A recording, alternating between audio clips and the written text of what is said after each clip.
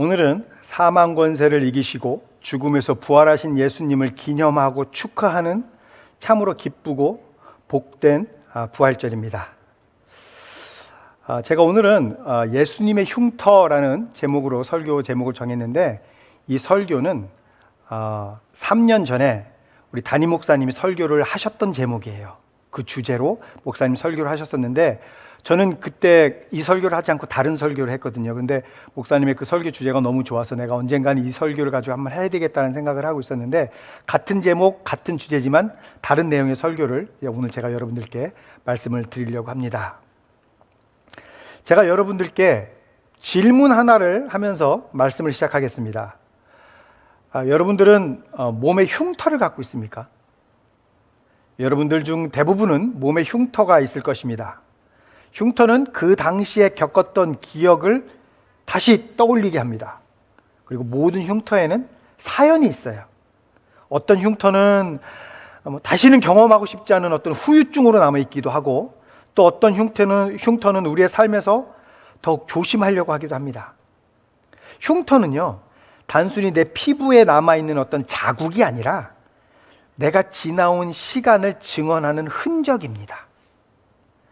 저는 중학교 때 학교 교실 신발장 위를요, 제자리 이렇게 했던 적이 있었어요. 왜냐하면 그때는 제가 태권도를 했었기 때문에 몸이 굉장히 날렵했고요. 지금과는 비교도 안 될 만큼 날렵했고 굉장히 몸이 가볍고, 그래서 한 요 정도 허리 좀 위상되는 이 높이를 두 발로 번쩍 떠가지고 제가 올라가고 막 그랬었단 말이에요, 중학교 때. 근데 그렇게 점프를 했는데 친구가 이렇게 보고 있다가 제가 점프하는 순간에 제 발을 걸어버렸어요. 그래가지고 이 두 정강이에 뼈가 보일 만큼 크게 상처가 난 적이 있습니다. 그래서 아직도 제 두 정강이에는요, 그 흉터가 남아있어요. 시간이 많이 흘렀고 상처는 다 났지만 흉터는 여전히 남아서 그때의 일을 기억하게 합니다. 모든 흉터에는 각자 자기만의 사연이 있습니다. 그리고 모든 흉터에는 공통점이 있습니다. 뭐냐면, 첫 번째는 그 흉터에는 부상 또는 상처의 결과입니다. 그리고 두 번째, 상처는 나았지만 흉터는 남아서 그 당시 상황을 기억하게 합니다. 제가 중학교 때 당했던 것처럼. 예수님도 몸에 상처가 있었습니다. 예수님도 돌아가시기 전과 돌아가신 직후에 상처와 흉터가 있었습니다. 성전 경비병들이요, 예수님을 때렸습니다. 로마 군인들이 채찍으로 예수님의 등을 채찍질했습니다. 가시로 만든 관이 예수님의 머리를 찔렀습니다. 그리고 예수님의 손과 발이 나무 십자가에 못 박혔습니다. 그리고 마지막으로 병정들이 예수님의 죽음을 확인하기 위해서 창으로 예수님의 옆구리를 찔렀습니다. 이 모든 흉터는 예수님께서 실제로 고난을 받으셨다라는 증거예요.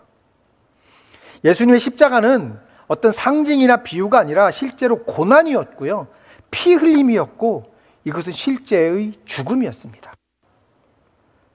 자, 그러면 예수님의 이 흉터들이 무엇을 의미하는 것일까요?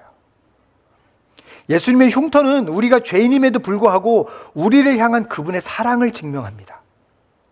예수님의 흉터는 세상의 주인이신 분이 하나님의 어린 양으로서 자신을 바치기 위한 목적이 있었음을 우리에게 확인시켜 줍니다. 예수님의 흉터는 우리의 죄를 사하기 위한 방법이었음을 우리에게 알려줍니다. 그리고 예수님의 흉터는 그분이 실제로 죽었음을 부인할 수 없게 하는 증거가 됩니다. 예수님은요, 확실하게 죽으셨어요. 그분의 시신은 3일 동안 무덤 속에 있었습니다. 예수님은 그분의 몸에 남아있는 이 흉터를 통해서 육체적으로 죽음에서 부활하셨다는 것을 우리에게 알려주셨습니다. 자, 그럼 우리는 여기서 의문을 하나 가질 수 있죠. 이런 생각을 할 수 있어요. 예수님이 이제 부활을 하셨을 때 영화롭게 되셨잖아요. 영화로운 몸으로 부활하셨잖아요. 그랬을 때 왜 하나님은 그 상처를 치유하지 않으시고 흉터를 없애지 않으셨는지 생각 안 해보셨습니까? 없앨 수도 있었던 분이잖아요. 일반적으로요, 예수님과 같이 정말 처참하고 정말 힘든 고난과 고통을 당했다면 다시는 기억하고 싶지 않아서 그 죽음의 상처를 감추려고 하겠죠. 보고 싶지 않으니까. 근데 저는 이 예수님의 상처가, 예수님의 흉터가 그분의 몸에 그 흉터로 그대로 남아있는 것이 절대로 우연은 아니라고 생각을 합니다. 그래서 지금부터 예수님의 상처가 예수님의 몸의 흉터로 영원히 남아있는 이유에 대해서 알아보도록 하겠습니다. 그래서 첫 번째, 예수님의 흉터는 그분의 정체성을 증명합니다. 예수님이 어떤 분인지 예수님의 흉터를 통해서 우리는 알 수 있다라는 거예요. 요한복음 20장을 보면 예수님은요, 부활하신 후에 로마 병정들과 종교 지도자들이 이제 무서워서 숨어 있는 그 제자들에게 나타나셨잖아요. 제자들이 이렇게 꽁꽁 숨어 있었는데 거기서 예수님이 나타나셔서 두 손과 옆구리의 상처를 보여주시는 그런 장면이 나옵니다. 요한복음 20장에. 근데 그 자리에 도마는 없었어요. 도마는 없고, 그래서 이제 다른 제자들로부터 도마가 우리가 주님을, 예수님을 보았다라는 말을 들었어요. 근데 도마는 믿지 않았습니다. 그래서 자기 눈으로 자기가 직접 보지 않고 믿을 수 없다, 만져보지 않고는 난 믿을 수 없다라고 이야기를 하잖아요. 근데 여러분, 여기서 도마의 이 반응이요, 단순히 고집이 아니에요. 고집이 아니라 어쩌면요, 우리 모두의 솔직한 내면을 대변하는 걸 수도 있어요. 무슨 말이냐면, 그 당시뿐만 아니라, 도마 당시, 예수님 당시뿐만 아니라 오늘날에도요, 여러분, 일반적인 상식을 가진 사람이라면 사람이 죽었다가 3일 만에 다시 살아났고 내가 그 사람을 직접 만났다는 얘기를 듣고 그 얘기를 한 번에 맞아라고 믿을 사람이 누가 있겠어요? 요즘에도 그런 사실은 안 믿을 텐데 예수님 당시에는 더더욱 믿을 수가 없는 거죠. 그러니까 어떻게 보면요, 도마의 이 반응은요, 지극히 정상적인 반응이에요. 아주 일반적인 반응이라는 겁니다. 그러자 이제 예수님이 8일 후에 다시 나타나셨죠. 그래서 도마에게 이제 직접 상처를 보여주시잖아요. 요한복음 20장 24절부터 31절에서 이렇게 말했습니다. 12제자 가운데 하나로서 쌍둥이라고 불리는 도마는 예수께서 오셨을 때 그들과 함께 있지 않았다. 다른 제자들이 그에게 우리는 주님을 보았소 하고 말하였으나 도마는 그들에게 나는 내 눈으로 그의 손에 있는 못자국을 보고 내 손가락을 그 못자국에 넣어보고 또 내 손을 그의 옆구리에 넣어보지 않고서는 믿지 못하겠소 하고 말하였다. 여드레 뒤에 제자들이 다시 집안에 모여 있었는데 도마도 함께 있었다. 문이 잠겨 있었으나 예수께서 와서 그들 가운데로 들어서셔서 너희에게 평화가 있기를 하고 인사말을 하셨다. 그리고 나서 도마에게 말씀하셨다. 네 손가락을 이리 내밀어서 내 손을 만져보고 네 손을 내 옆구리에 넣어보아라. 그래서 의심을 떨쳐버리고 믿음을 가져라. 도마가 예수께 대답하기를 나의 주님, 나의 하나님 하니 예수께서 도마에게 말씀하셨다. 너는 나를 보았기 때문에 믿느냐? 나를 보지 않고도 믿는 사람은 복이 있다. 예수께서는 제자들 앞에서 이 책에 기록하지 않은 다른 표징도 많이 행하셨다. 그런데 여기에 이것이나마 기록한 목적은 여러분으로 하여금 예수가 그리스도요 하나님의 아들이심을 믿게 하고 또 그렇게 믿어서 그의 이름으로 생명을 얻게 하려는 것이다. 예수님은 다른 제자들의 그 증언을 믿지 않는 도마에게요, 27절에서 이렇게 말씀하셨습니다. 네 손가락을 이리 내밀어서 내 손을 만져보고 네 손을 내 옆구리에 넣어보아라. 그래서 의심을 떨쳐버리고 믿음을 가져라. 그래서 도마가 뭐라고 얘기해요? 나의 주님, 나의 하나님이라고 대답을 해요. 즉 부활하신 예수님의 모습, 그리고 예수님의 몸에 남아있는 그 흉터를 보고 도마를 비롯한 다른 제자들은요, 예수님이 자신들의 정말 주님이시고 하나님이신 줄 비로소 깨달았다라는 거예요. 예수님은 당신이 부활하셨고 그들이 주님이라는 이 정체성에 대한 오해의 여지를 남기고 싶지 않으셨습니다. 또한 예수님은요, 도마가 걸려서 넘어져 있던 바로 그 지점, 그가 확인하고 싶어 했던 그 못자국과 옆구리의 상처, 그것을 직접 보여주심으로써 그를 다시 회복시키셨어요. 이게 여러분 우리에게 큰 위로가 되는 말씀입니다. 주님은 우리의 연약함과 흔들림을 알고 계시다는 거예요. 그리고 그 가장 약한 자리까지 찾아오셔서 우리를 다시 일으켜 세우시는 분이다라는 겁니다. 그래서 히브리서 4장 15절부터 16절에서 이렇게 말했습니다. 우리의 대제사장은 우리의 연약함을 동정하지 못하시는 분이 아닙니다. 그는 모든 점에서 우리와 마찬가지로 시험을 받으셨지만 죄는 없으십니다. 그러므로 우리는 담대하게 은혜의 보좌로 나아갑시다. 그리하여 우리가 자비를 받고 은혜를 입어서 제때에 주시는 도움을 받도록 합시다.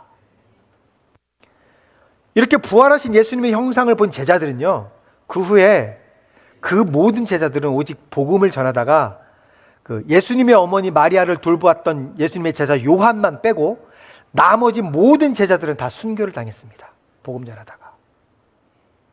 이제 그들은요, 단지 예수님에 대한 신념을 갖고 있는 사람들이 아니게 된 거예요. 아, 예수님은 좋으신 분, 우리에게 항상 좋은 말을 해주시는 분, 나의 선생님, 이 정도로 그냥 이렇게 갖고 있는 게 아니라 이제 부활하신 주님을 만난 후로 실제로 인격적으로 부활하신 예수님, 그분이 나의 하나님, 나의 주님이다라는 것을 알게 됐고 정말로 부활하신 주님을 만난 사람들이 되었다라는 거예요.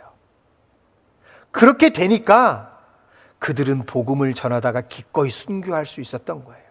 내가 예수님을 인격적으로 만나지 않으면 그렇게 할 수 없어요. 내가 예수님을, 부활하신 주님을 내가 1대1로 개인적으로 만났을 때 예수님을 위해서 내 모든 것을 바칠 수 있게 된다는 거예요. 그런데 만나지 못하면 이렇게 뜬구름처럼 예수님을 아는 거예요. 나는 신앙인이지만, 나는 교회를 다니지만, 나는 예수님을 믿는다 하지만 결국에 나는 세상과 타협하는 사람이 되는 거예요. 세상보다 더 크신 예수님이 계시다는 것을 알지만 내가 만나지 못했기 때문에. 여러분, 교회 나가서 예배 드린다고 해서 내가 예수님을 만나는 사람들이 아닌 거예요. 참된 신앙은요, 예수님에 대한 정보를 얻는 것에서 끝나는 것이 아니라 부활하신 예수님과의 인격적인 만남으로 이어지는 거예요. 그게 참된 신앙입니다. 그 두 번째, 예수님의 흉터는 그분이 정말로 영화롭게 된 육체를 갖고 계심을 증명합니다. 예수님의 흉터는 그분이 육체를 갖고 계셨다는 것을 증명해 줍니다. 11제자에게 이제 가룟 유다는 자살을 했잖아요. 이제 11제자에게 나타나신 예수님은요, 누가복음 24장 39절부터 40절에서 이렇게 말씀하셨습니다. 내 손과 내 발을 보아라. 바로 나다. 나를 만져보아라. 유령은 살과 뼈가 없지만 너희가 보다시피 나는 살과 뼈가 있다. 이렇게 말씀하시고 그는 손과 발을 그들에게 보이셨다. 예수님은 제자들이 꿈을 꾸거나 환각에 빠져 있거나 상상을 하고 있지 않다라는 것을 알게 하신 거예요, 그들에게. 예수님의 부활은요, 어떤 속임수나 영적인 상징이 아닙니다. 미국에서 제일 유명한 마술사가 데이비드 카퍼필드인가 그렇잖아요. 그 벽을 통과하고 그런 환상이 아니라는 거예요. 예수님의 부활은, 예수님의 육체적인 부활은 신화에 나오는 얘기나 전설적인 얘기나 어떤 은유적 표현이 아니고요, 실제다라는 거예요. 실제. 그래서 요한일서 1장 1절에서 이렇게 말했습니다. 이 글은 생명의 말씀에 관한 것입니다. 이 생명의 말씀은 태초부터 계신 것이요, 우리가 들은 것이요, 우리가 눈으로 본 것이요, 우리가 지켜본 것이요, 우리가 손으로 만져본 것입니다. 실제다라는 거예요. 실제다. 여기서 말하는 이 생명의 말씀은요, 예수님을 말하는 거예요. 즉 예수님은 태초부터 계셨고요, 요한이 예수님의 음성을 들었고 예수님을 직접 만났고 부활하신 예수님을 보았고 손과 옆구리의 상처를 만져보았다라고 지금 증언하고 있는 거예요. 요한뿐만 아니라 거기 있던 모든 제자들, 마태, 마가, 누가, 또는 베드로, 모든 예수님의 제자들은요, 예수님의 부활의 현장을 두 눈으로 똑똑히 봤고 몸에 난 상처도 보았습니다. 이 사람들이요, 그래서 자신들이 쓴 이 책에서 보는 시각에 따라서 좀 다르게 표현을 했어요. 예수님의 부활에 대해서. 그랬을 뿐 예수님의 부활 사건은 너무나 확실한 사실이라는 거예요. 그리고 부활하신 예수님이 그 다음에 개종한 바울에게 나타나셨잖아요. 바울에게 나타나셔서 직접 당신 자신을 계시해 주셨습니다. 그래서 부활하신 예수님을 만난 바울이요, 고린도전서 15장 35절부터 38절 그리고 42절과 42절에서요 이렇게 말했습니다. 그러나 죽은 사람이 어떻게 살아나며 그들은 어떤 몸으로 옵니까? 하고 묻는 사람이 있을 것입니다. 어리석은 사람이요, 그대가 뿌리는 씨는 죽지 않고서는 살아나지 못합니다. 그리고 그대가 뿌리는 것은 장차 생겨날 몸 그 자체가 아닙니다. 밀이든지 그 밖에 어떤 곡식이든지 다만 씨앗을 뿌리는 것입니다. 그러나 하나님께서는 원하시는 대로 그 씨앗에 몸을 주시고 그 하나하나의 씨앗에 각기 고유한 몸을 주십니다. 죽은 사람들의 부활도 이와 같습니다.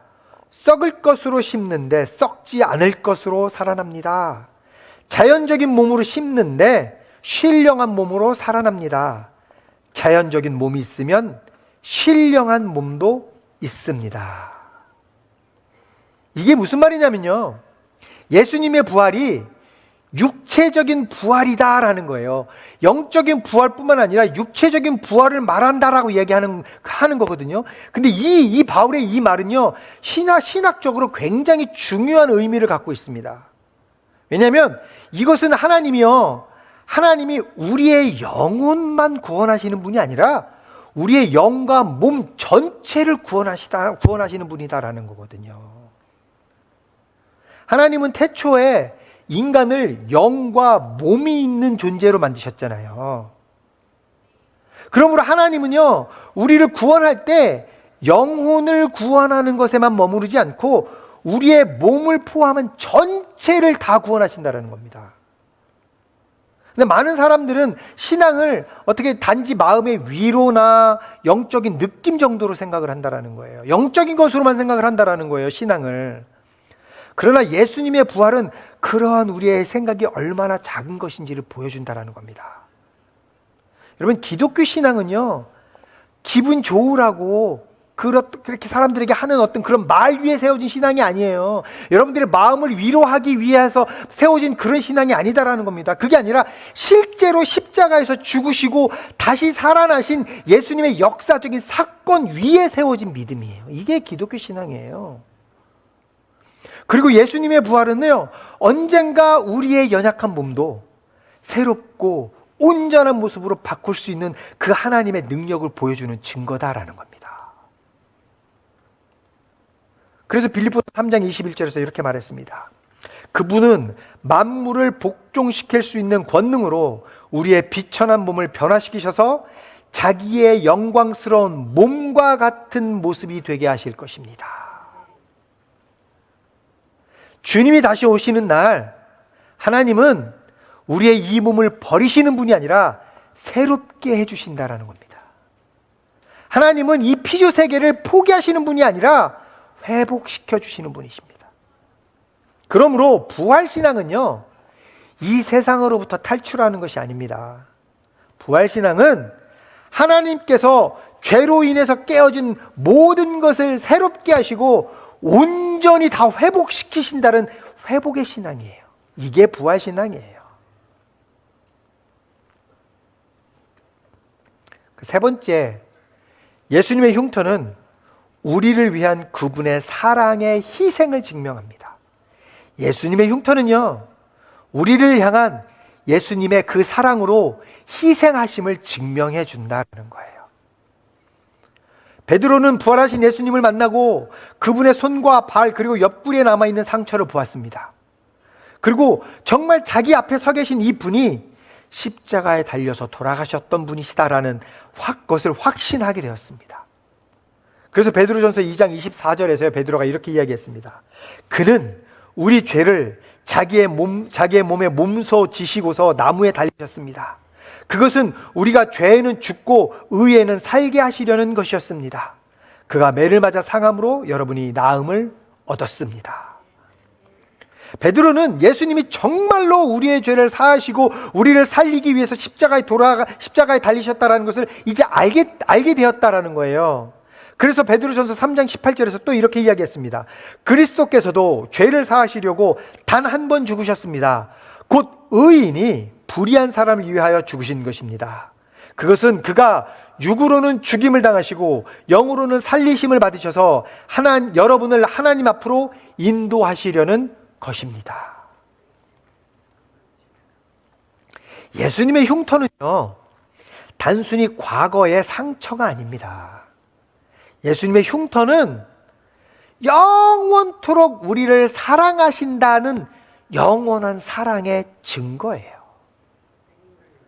그래서 요한계시록 5장 6절 앞부분에서요, 자신이 본 하늘의 환상에 대해서 묘사를 했는데 이렇게 묘사했습니다. 나는 또 보좌와 내 생물과 장로들 가운데 어린 양이 하나 서 있는 것을 보았는데 그 어린 양은 죽임을 당한 것과 같았습니다. 그러니까 무슨 말이냐면 어린 양이 서 있는 것을 내가 환상을 통해서 봤는데 그 어린 양의 몸에 흉터가 있는 것을 보았다라는 거예요. 이 어린 양은 분명히 죽었던 어린 양인 것을 내가 보았다라는 거예요. 그 얘기는 예수님의 몸에는 아직도 그 흉터가 남아 있었다라는 겁니다. 부활하신 예수님은요, 하늘에서도 여전히 그 흉터를 갖고 계십니다. 그 흉터는 우리를 향한 영원한 사랑의 선언이에요. 예수님은 십자가에서 우리의 죄를 위해서 고통받으시면서 죽으신 것을 우리가 알기를 원하셔요. 내가 너네들을 위해서 내가 십자가에서 고통받고 죽은 거야. 너네를 살리려고.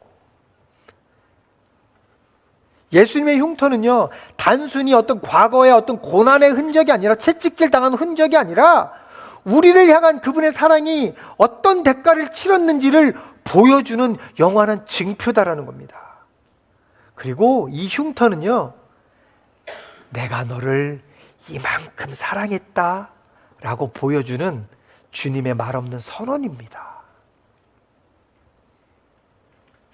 예수님의 흉터는 우리가 우리 자신의 상처를 바라보는 시각도 바꿔줍니다. 우리는 예수님의 흉터 안에서, 그분의 흉터 안에서 우리의 흉터도 전혀 다르게 해석할 수 있습니다. 무슨 말이냐면 주님 안에서는 나의 아픔이 결코 헛되지 않습니다. 나의 눈물이 절대로 낭비되지 않습니다. 오히려 나의 그 흉터가, 나의 그 아픔이, 나의 그 상처가 하나님의 은혜를 증언하는 통로가 될 수 있다라는 겁니다. 그래서 고린도후서 1장 3절부터 5절에서 이렇게 말했습니다. 우리 주 예수 그리스도의 아버지이신 하나님을 찬양합시다.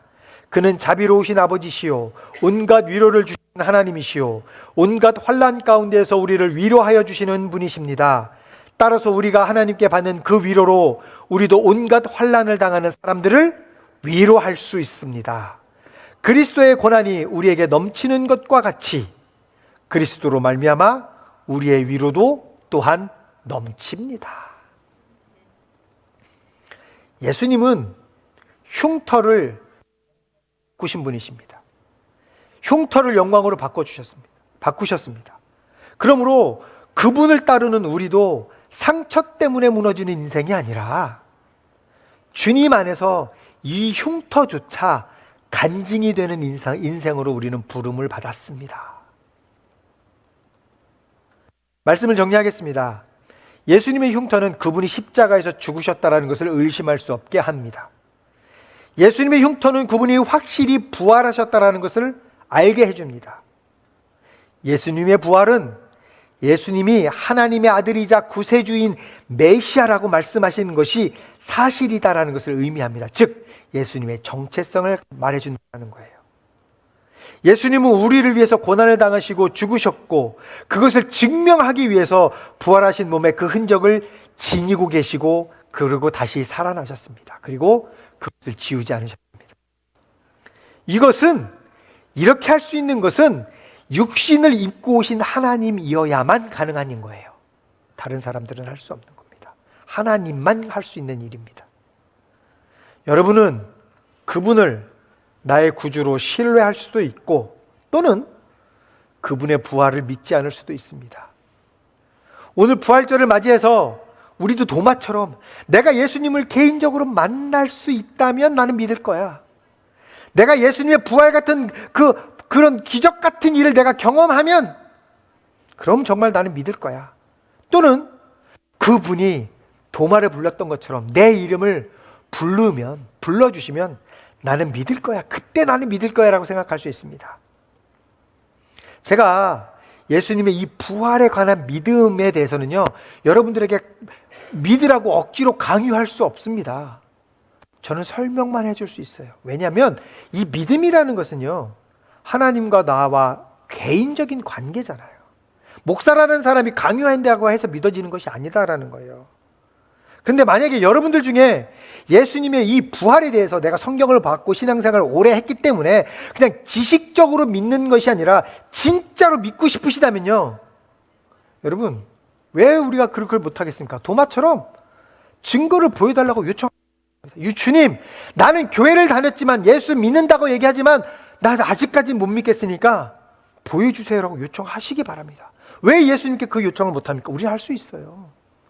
또는 부활하신 예수님을 만남으로 너무나 당황했던 제자들처럼 내가 무슨 생각을 해야 할지, 또는 내가 무엇을 요청해야 될지 모를 수 있잖아요. 어떻게 해야 될지 모를 때가 있습니다. 그럼 그냥 계속해서 교회 나와서 예배 드리시기 바랍니다.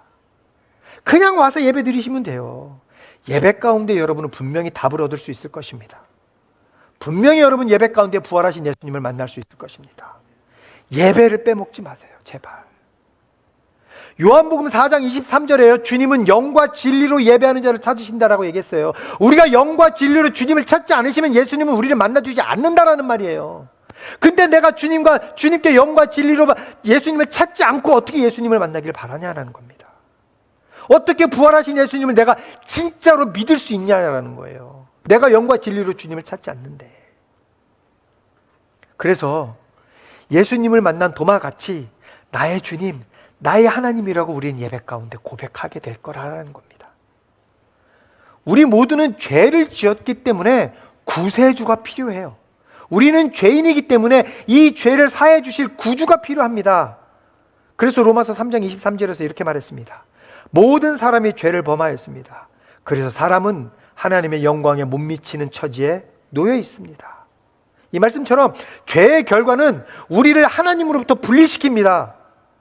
그래서 로마서 6장에서 뭐라고 얘기합니까? 죄의 삭은 죽음이다라고 얘기했어요. 그래서 하나님이요, 주도적으로 우리를 살리려고 그의 아들을 희생시키신 거잖아요. 우리가 그렇게 하지 못하니까, 우리가 우리 스스로를 사랑할 수 없으니까 우리를 살려주시려고 독생자를 버리신 거잖아요. 하나님이 자발적으로. 그래서 로마서 5장 8절에서 이렇게 말했습니다. 그러나 우리가 아직 죄인이었을 때 그리스도께서 우리를 위하여 죽으셨습니다. 이리하여 하나님께서는 우리들에 대한 자기의 사랑을 실증하셨습니다. 증명하셨습니다. 그래서 우리가 예수님의 죽음과 예수님의 부활을 믿을 때 그때 우리에게 구원의 희망이 있습니다. 로마서 10장 9절부터 10절에서 이렇게 말했습니다. 당신이 만일 예수는 주님이라고 입으로 고백하고 하나님께서 그를 죽은 사람들 가운데서 살리신 것을 마음으로 믿으면 구원을 얻을 것입니다. 사람은 마음으로 믿어서 의에 이르고 입으로 고백해서 구원에 이르게 됩니다. 성경의 중심은요, 우리가 아니에요. 성경의 중심은 내가 아니에요. 성경의 중심은 예수 그리스도이며 기독교의 핵심은 예수 그리스도의 죽으심과 부활입니다. 나를 위해서 성경을 읽지 마시기 바랍니다. 하나님을 알기 위해서, 예수님의 죽으심과 부활을 알기 위해서 성경을 읽어야 된다는 거예요. 예수님의 부활 사건은 역사적인 진실이고 이 사건은 그리스도가 만왕의 왕이다라는 것을 온 열방 가운데 증명하는 사건입니다. 그러므로 예수님의 부활 사건은 오직 예수님의 부활 사건만이 우리의 희망입니다. 우리는 예수님의 흉터를 통해서 예수님의 참모습을 볼 수 있고요, 그분을 사랑하고 신뢰하고 우리 자신을 그분께 바칠 수 있게 됩니다. 예수님의 흉터는 우리를 향한 사랑과 하나님을 향한 순종의 증거입니다.